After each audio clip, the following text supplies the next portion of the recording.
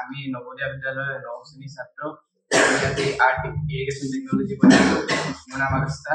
মোৰ লগত প্ৰবাল বিজয় ধ্ৰুৱ আমি এইটো বনাইছো এতিয়া কেনেকৈ কাম কৰে দেখাম ইয়াত এটা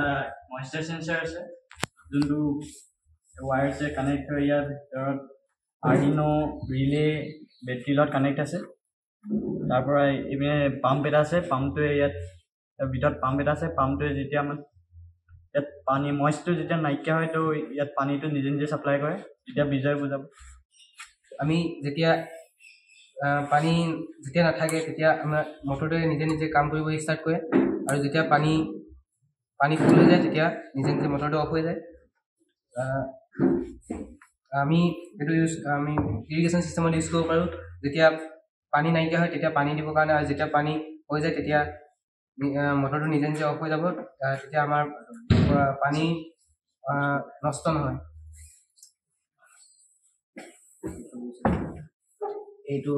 এইটো আমাৰ খেতি পথাৰত ইউজ হয়